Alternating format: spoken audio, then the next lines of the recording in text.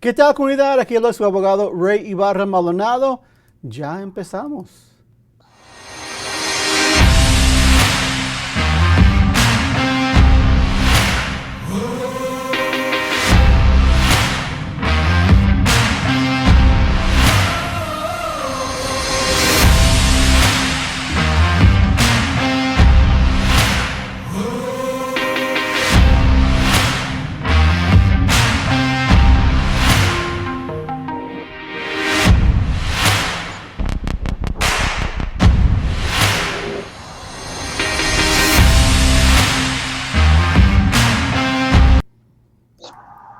All right, family. Hope everybody's doing well. Happy Thursday to you.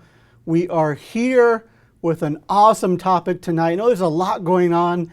I'm super pumped up right now. I watched Coach David Solano tear it up there at ASU just a few minutes ago. Just had a great pre-conversation with our two amazing guests we have today. Y si está esperando en español, vamos a hacer otro video después en español. Right now we're doing this one in all English. And I'm just so excited for our two next guests. One of them we've talked a lot about, actually a past show, we talked about her, why they were incarcerated, and now they are out. So we're gonna bring up our two guests in just a minute. As always, if you could do us a favor, give us a share, give us a like, throw some love down there in the comments. Always appreciated. And we have just an amazing show tonight. So we're gonna bring up right now our two guests.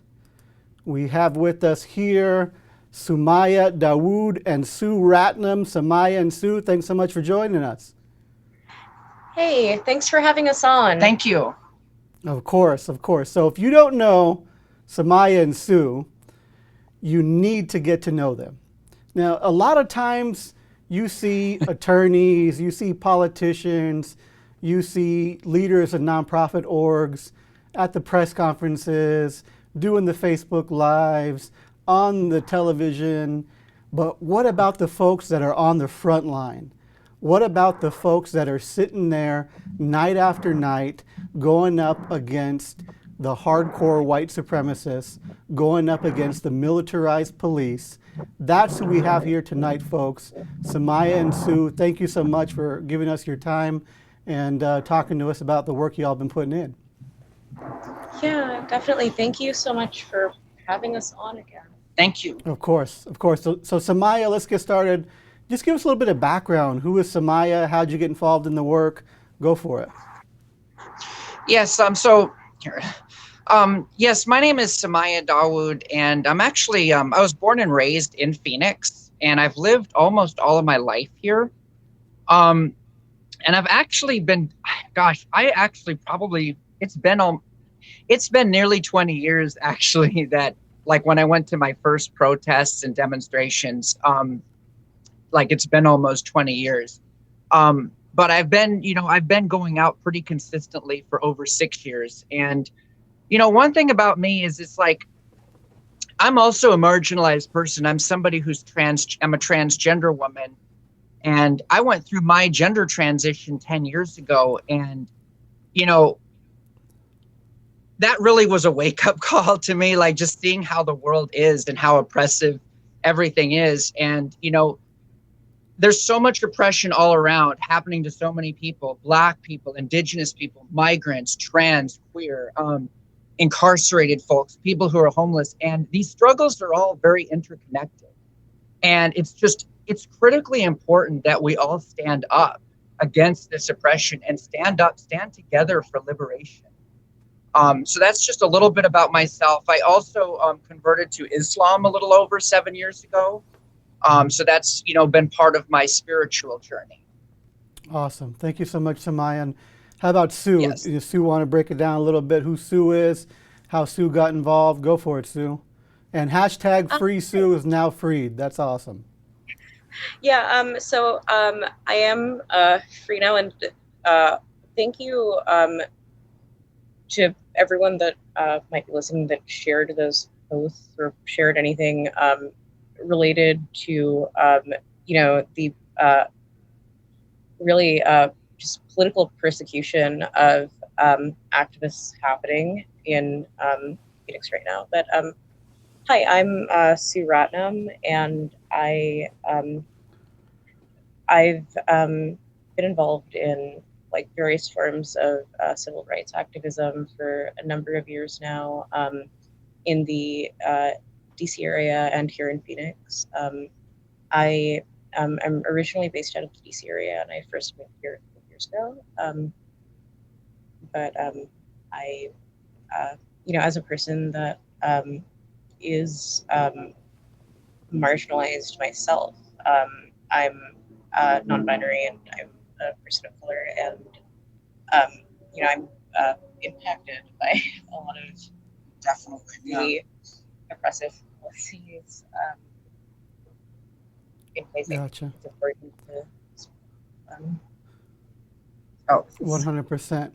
100%. Yes. And thank you, Sue, for being on. And yeah, there was a lot of people that reached out to us with the Free Sue campaign. And a lot of people were overjoyed to get the news that the court hearing went great and you're out. So great to have you back in the streets. And I know if we can just stick with you, Sue, for a second, if you can talk to us a little bit about being incarcerated at the Maricopa County Jail. Can you tell us a little bit about how that experience was? Yeah, sure, I can talk about that a little bit. So I was held non-bondable in the Estrella Women's Jail on fabricated felony charges stemming from a false arrest of me and an entire protest's worth of people on 1017 in downtown Phoenix. And during my stay in jail, I was denied access to medication that I'm dependent on. There was no real access to healthcare or adequate healthcare for anyone that was there. Frankly, COVID protocol wasn't being followed. They have people housed in bunks that are stacked 3 high and sleeping head to toe. So like it's unsanitary, and they would within the jail, people were frequently detained in cots for long periods of time, sometimes for up to 96 hours. That was part of a lockdown or a restriction protocol in the jail. There isn't adequate access to food within the jail either. They only feed people twice a day, and they come by with this like hard inedible bread and like a small portion of rice. The food frequently like has mold or other like problems with it that just make it not edible. They denied access to like hygiene supplies and canteen the entire time I was in, and I actually had a positive skin test for tuberculosis when I was in the jail, and they didn't take any steps to isolate me or like test x-rays or anything when I was in there. So the conditions are pretty horrible. There were a lot of people that were being housed with me too that were essentially just locked up because of the criminalization of poverty. There were dozens of women that I met that had low bond amounts, like between a couple of $100 and a couple of $1,000, that were being charged with minor drug offenses, or sometimes things that are just the outright blatant criminalization of poverty. I met a couple of people that had $100 bonds and were incarcerated for offenses like panhandling. Wow. Ended up being sentenced to like lengths of time for that. So,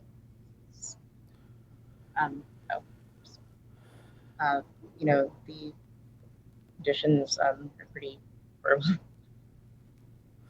Yeah. History is run like it's a concentration camp, and it the people inside are disproportionately impoverished, and they're disproportionately minorities. Yeah, I mean, it's just insane to think that just down the road here, there's a facility that houses folks who are treated as less than human and are going through so much night after night. and the rest of us just go about living our lives as if it's not even happening. And this is the 21st century, and on top of it, I mean, no human being should be treated in the manner you described. I don't care what crime you committed or what crime you're accused of committing, because it's a jail, not even a prison. And then on top of it, you were engaging your First Amendment right to protest, and you had to go through weeks over there. So very grateful you're out, and glad you're no longer living in those torrid conditions. I'm sorry to ask you about it. I know it probably brings back memories of being in there and the things you saw, but thank you so much for sharing. And if we can pass it over to Samaya, and Samaya, the same question for you. I mean, you have experienced Fourth Avenue jail. You know, what can you tell us about the conditions in there? Yeah, luckily, I mean, I haven't been in jail anywhere near as long as Sue has, but in just short periods of time, I've been into Fourth Avenue jail multiple times, all stemming from protests. I mean, I've been arrested 6 times, and like I think at least 3 or 4 of those times were in Fourth Ave, and like one time was in the Tempe jail. But it's blatant political, prosecution is what it is. And what they do in these jails is very dehumanizing. It's very intentional. Even in a relatively short period of time, it's like they try to break you down by disrespecting our basic humanity. And just violating just basic rights. And I know an issue that I've had as an ongoing issue, going all the way back to 2014, when I first got arrested at an anti-police brutality protest, is transphobia and Islamophobia, like a combination of the two. So with Islamophobia, I wear hijab, with this headscarf out in public. I wear it for religious purposes. So, I don't take it off in public places. Or like in front of men, and so police should be trained on this. There are laws in place. I know there's a federal law called, I think, the Religious Land Use, something an Institutionalized Persons Act, and there's been some court rulings around the country on this that I understand that, yes, they do need to search us, right? And so forth, and they have to take it off for that, and that's fine. But I have a right to be searched by female officers. I have the right to have this removed in front of female officers only, not in front of men, and to also take a booking photo with it on, because like my passport and driver's license have me in my hijab.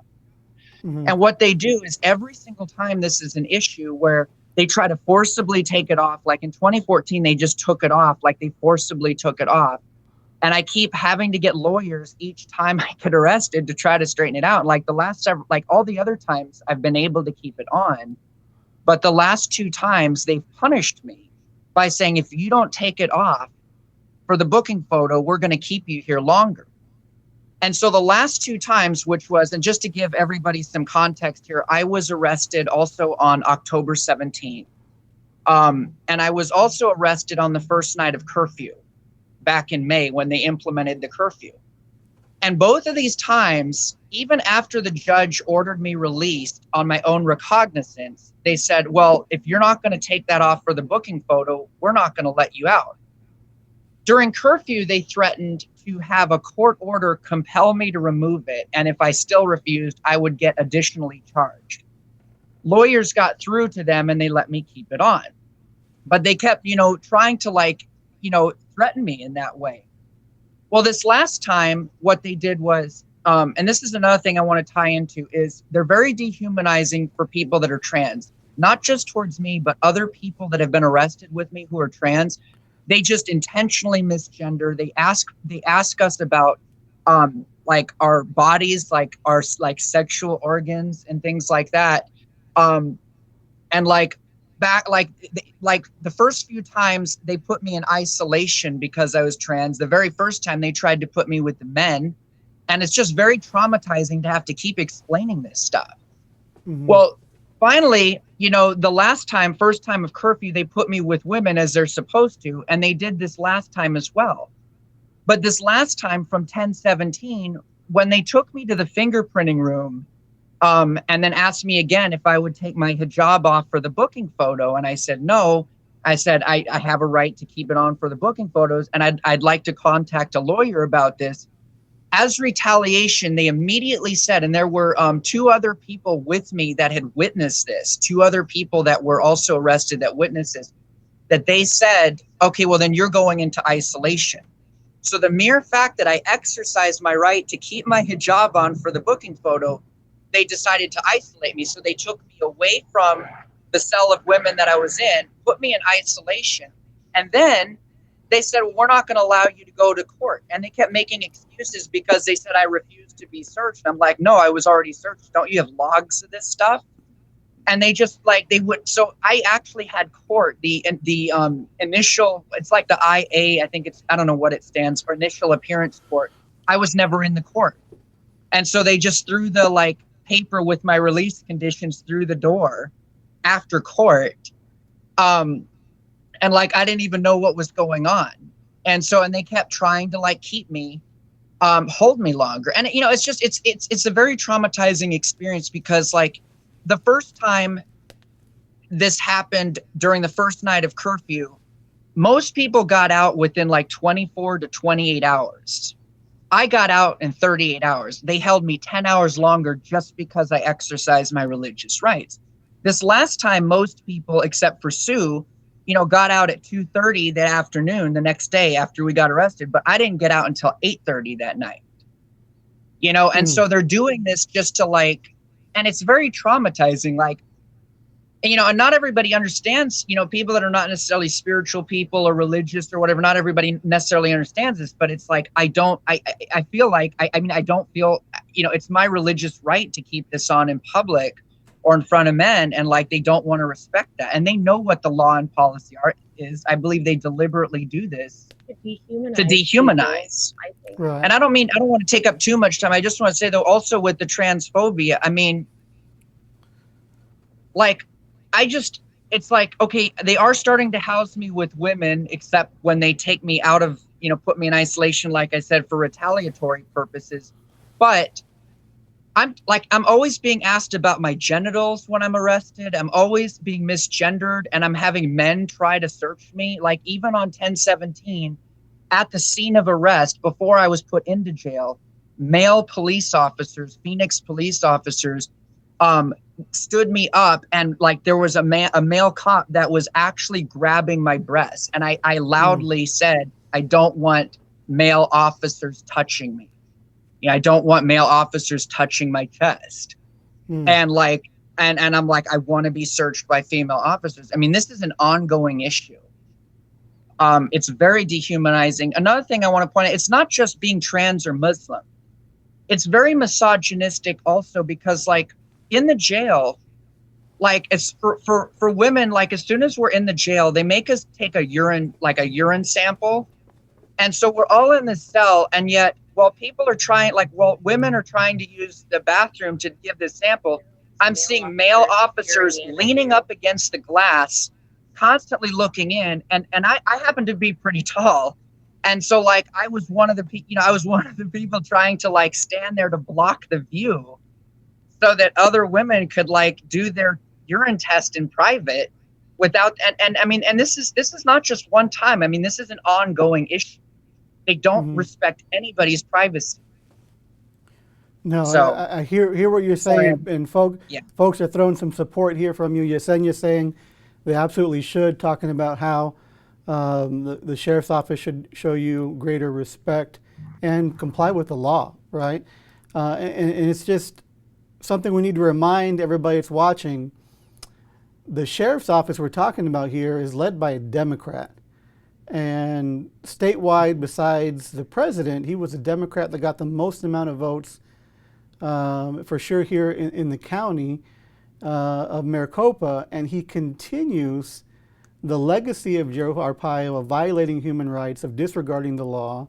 And this is we're getting testaments directly from people who have been incarcerated, who have gone through the system, both at the 4th Avenue jail, both at the Estrella jail.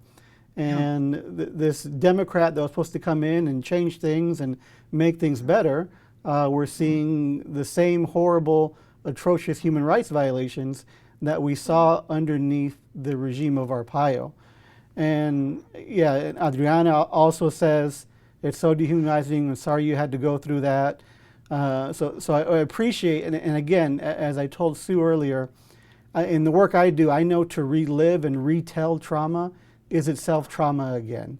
So I apologize for you having to live through these experiences again by telling them to us, but I also thank you for sharing your experiences and denouncing the treatment, not because you're not just talking about yourself, you're talking about every trans person that goes through the jail, you're talking about every non-binary person that goes through the jail, how they get treated and how they come through the Maricopa County system. So thank you so much for speaking out and sharing your stories. And I want to get to the point before you get to jail. Of course, of course.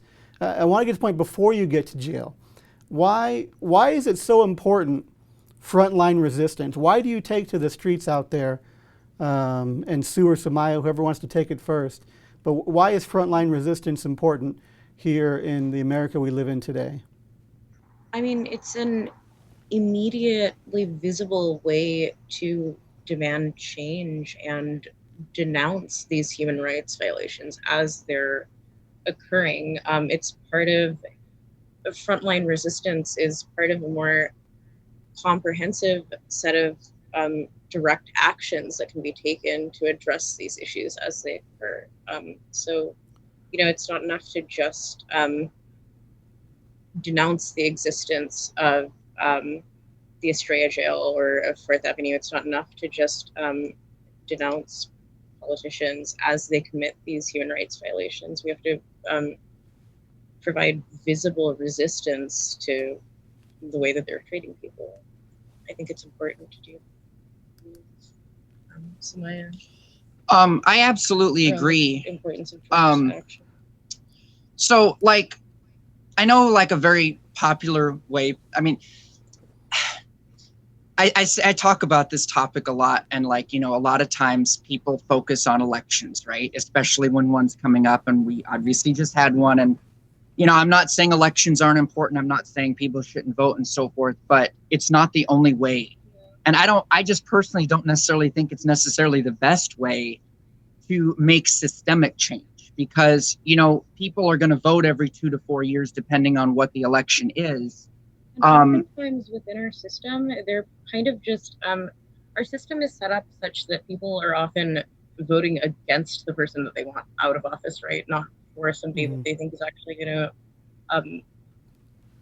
affect policy that they want to see. Not that voting isn't important. I mean, it is. And it's important that we elect politicians that are aligned with our views. But like Sumaya said, if you're only voting every 2 years, every 4 years, that doesn't leave a lot of room for directly confronting issues as they occur. So that's, I think, part of the importance of protest is to voice resistance to human rights violations as they occur. And both of us, were arrested just for speaking up for Black lives and denouncing police brutality, which isn't a thing that should happen. Yeah, and I feel directly confronting the system. I mean, again, by all means, folks are, it's nothing wrong with voting every 2 to 4 years to try to switch those seats out, in the halls of power from the president on down to local. It can't just be that, because you have the whole system. You have is a part of civic participation. Right, and you have this country is a system. I mean, this country, is literally built on white supremacy and cis heteropatriarchy and settler colonialism and capitalism and imperialism and all these structures and systems that you can't fix that just by another election.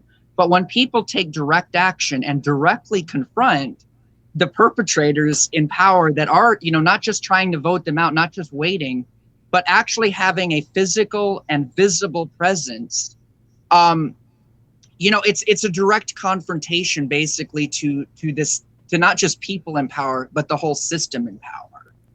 And I also feel like it does give more visibility. When George Floyd was murdered, it's not like if everybody was just oh, let's just do nothing and wait several months to see what the jury, if there's going to be a grand jury indictment, there would have been no news about it.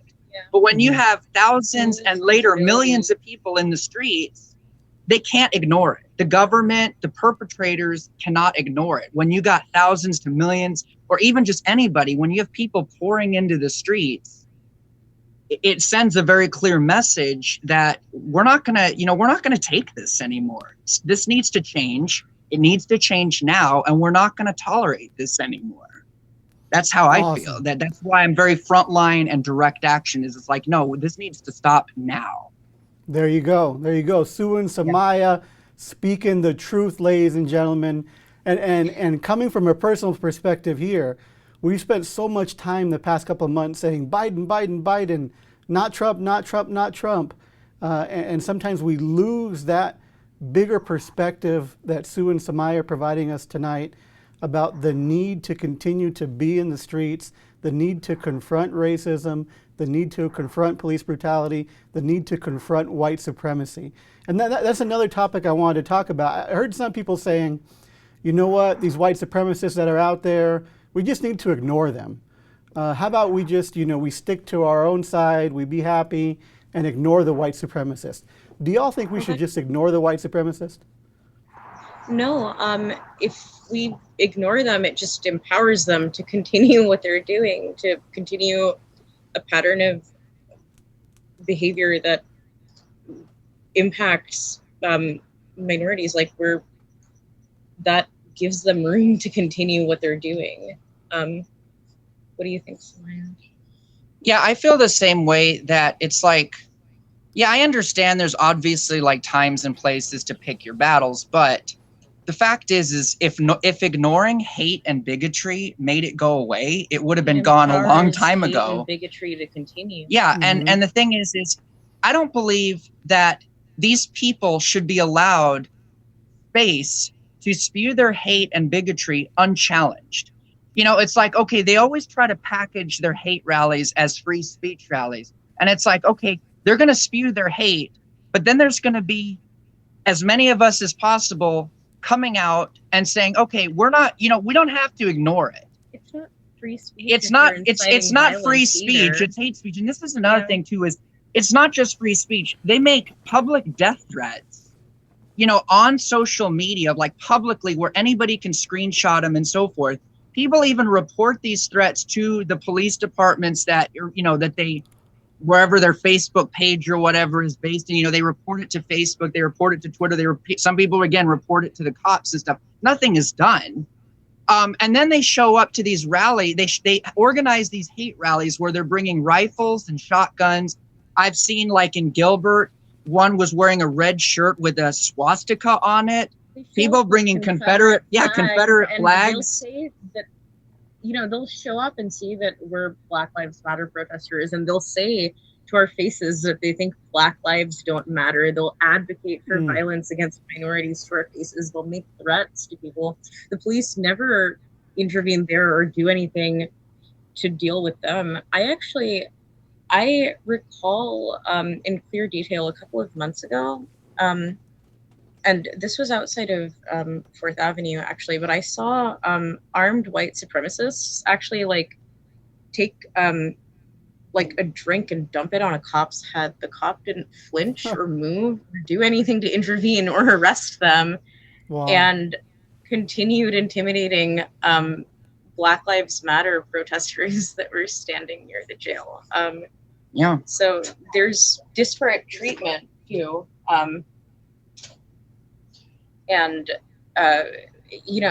So I think it's important to highlight that, and it's important to not let them continue spewing bigotry unopposed. So visible resistance to white supremacists is similarly important to visible resistance to the police.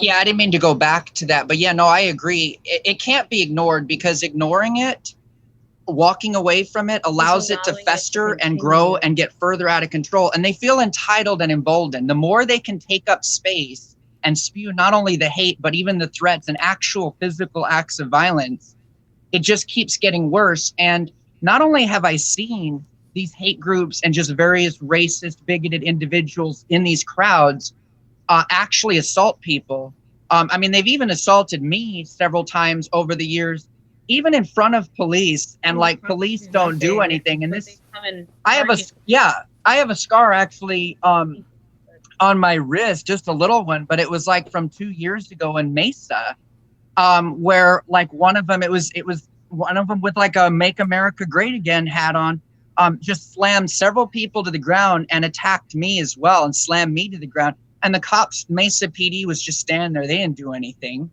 And so like, and it's happened in Gilbert where I've gotten shoved into the street, and so forth. But then I see, but then what also gets me is this. Also, it's like, why is it, I notice like anti-racist, anti-fascist protests, marches, things like this are getting violently brutalized by the police just for marching down a street. People will be peacefully marching down a public road and the cops start tear gassing, firing pepper balls, physically slamming people to the ground and cuffing them. But yet white supremacists are being allowed, like the police are literally closing the streets. Even recently. Yeah, exactly. And it's like, they don't even try to hide it. It seems, because like recently when all these Trump supporters rallied outside of the Maricopa County Recorder's Office, that not MCSO and Phoenix PD did close streets off around there for them. And these fascists, racists, and so forth were in the streets. And none of the police, actually, in one case, there was a counter protester that came in on a bike. Two of the Trump supporters jumped on. He had like this like passenger kind of seat on the back. They jumped on it, and the police ended up kicking out the guy that was the counter protester. Like they didn't do anything about the behavior. Sorry, I'm moving the camera. They didn't do anything about the behavior of the racist. They ended up kicking the guy, the counter protester, on the bike out. So I mean, it's such disparate treatment. Yeah, that's a great point. I think exactly what you're talking about, Sumaya. In front of the county elections department, they created a free speech zone for the white supremacists. For the racists, yeah. And every time I was out at protest, which wasn't nearly as many as y'all were, but I didn't see law enforcement spending any money on creating any First Amendment zone for people in support of Black lives. But the minute you want to support white supremacy, here's an area for you. Yeah, it's absolutely absurd. And if anything, they spend money arresting us, taking us into custody, and then prosecuting us on like these trumped up charges when they do interact with us. But completely frivolous charges. Yeah, but they'll openly uphold white supremacy, like you said. Absolutely. Sue, Samaya, really, really appreciate your time tonight and a heartfelt thank you. The people who get the awards. No. It's our honor to have you on, right? The people that get awards, the people that get recognition are the ones who are going to do the mainstream things. They're going to volunteer, they're going to run for office, they're going to do things that are socially acceptable. And I feel like nowadays, getting in the streets, especially in Arizona, directly confronting white supremacists, directly confronting the police, people are kind of like saying that's too extreme, that's too radical for me. And for me, it's the complete opposite, right? You two are freedom fighters, you two are warriors, you two are standing up against oppression, against injustice. And I thank you. I thank you for putting yourselves out there on the line, for standing up to make the world a better place for my children, for many of people's children out there, because you continue to push back against white supremacy, against police brutality, and only by that direct action will be able to push more to the left and allow the conversation, debate, and hopefully policies to move in that direction as well. So I don't think you two and everybody else out there that's facing these trumped up charges and that takes to the streets and spends night in jails have gotten enough recognition, have gotten enough thank yous. I know it's not why you do it. I know for sure it's not why you do it, but I just want to say from my heart, thank you. Thank you. Thank you. And I appreciate that. Word. And here's how we're going to say thank you. Both of you have GoFundMes, right? Both of you have GoFundMe's to work on your legal cases, to cover your living expenses, all that good stuff. If y'all appreciate that there's people that take to the streets, that put themselves at risk when we're at home. I don't do this anymore. I don't go out there. I got a different role in life now, but y'all are the ones there. But we can support you in other ways. So we're going to drop the Dr. Maldonado is already doing it. We're dropping the GoFundMe's down. If you can please, ladies and gentlemen, if you're watching the live or if you're watching later, 5, 10, $2, whatever, just so you can see, that they can see people care, people are concerned, and people appreciate the willingness to sacrifice and to suffer on behalf of Black lives against police brutality. So thank you so much, Sue and Samaya. And we look forward to, and Phoenix Police and Maricopa County Attorney's Office, I'm sure you're watching, you watch all the time. We didn't talk about the case at all. That's what we've been looking for, because I know you want to use things against folks in trial. So ha on you. You wasted your time, you wasted our tax dollars watching this show. But nonetheless, when the case is over, we'll have you all back on so you can break down how ridiculous those charges were and give us a rundown of that. How does that sound? Definitely. And thank you for having us on. And Oh, I just wanted to add one thing too, if that's okay. I don't know what your time. Yeah, go for it. Go for it. Sorry, I didn't mean to bounce around, but when I was talking about the hate and the need to stand up against it, sorry, I'm just adjusting this, but it's not just in person going out and confronting the hate and bigotry. There's been, like, since the arrests, like since I got arrested, far right groups, hate groups, just very, very hateful individuals. What they do is they find out when people get arrested at these anti-racist protests, they then go and dox us. And what doxing means is they try to find personal info and they put it all over the internet. They publish it all over the internet. So that's what's happened to me and others is, they've been doing this. And in my case, it's just vile transphobia and Islamophobia. I mean, just really, really nasty stuff that's said. And sometimes there's death threats that they put out there too, and they disappear. Twitter takes them down and stuff like that sometimes, or they take it down themselves, but just vicious hate. And to other people too, like whatever they can find to hate somebody, if it, like it's racism or Islamophobia, it's just vicious hate all over the internet. Like in my case, like taking like old mug shots, using like my name that I had, that I was assigned at birth before I legally changed my name, and before I had my chosen name and everything, just smearing this all over the, just to try to like be hateful, basically. Wow. So I just wanted to bring folks awareness on that. And that goes back to your point of the need to continue to confront, not let them grow further and take off. So thank you again for sharing, both of you. Thank you so much. Thank you so much. Of course. Thanks for having us on. Have a great night, folks. Thank you for having us on. Thank you, Sue. Appreciate it.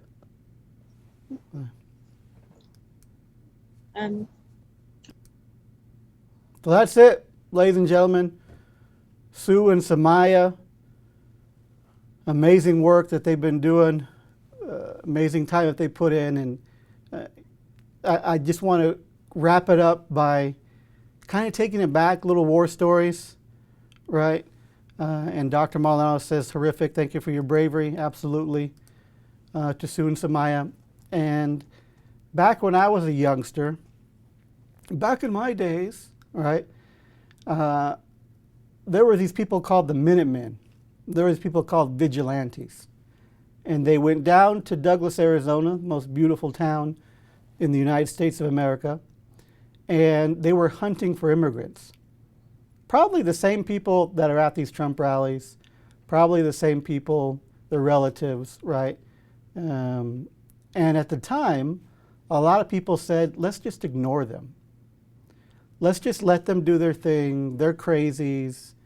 Forget about them. They're so fringe. They're far right. And I think the fact that so many people ignored them allowed them to grow, allowed them to get momentum, resulted in a lot of what we saw in the time here of the anti-immigrant movement, of the SB 1070s, the anti-immigrant laws, and eventually a white supremacist being elected to the White House. So if we don't confront white supremacy, if we don't directly say we're against fascism, we're against what's happening in our United States of America today, and simply rely on let's go vote, let's get more people elected, which we should definitely, I'm not saying not to, I was all over that, but we have to continue to fight back against white supremacy using direct action, using civil disobedience. Shameless plug for my book behind me, right? It's called Border on the Border. That's what you see on the T-shirt. But what's the title beneath that called, right? Bonus points if you know that one, and if you don't, Minutemen Vigilantes: Origins of Arizona's Anti-Immigrant Movement and a Call for Increased Civil Disobedience. Ain't nothing new, folks. Ain't nothing new. And we need to realize that those warriors on the front lines, those ones putting themselves in harm's way against this very brutal police department, against the white supremacists, deserve respect, deserve our support. And I ask that you do that for Sue, for Samaya, and really realize that pushing back against the far right allows you to say, I want to run for office, and when you say you want immigrants' rights and you say you want oversight civilian committees, it makes you sound a little bit more rational. Because if there weren't people pushing to the far left, you getting up there and saying, I demand a civilian oversight committee of the police, will be labeled as extremely radical. So let's give space to people to push things to the far left so that the other arguments can come in and seem a little bit more rational, at least to the general populace. That's it for tonight, folks. Go Cardinals. Hope you have a wonderful rest of your evening.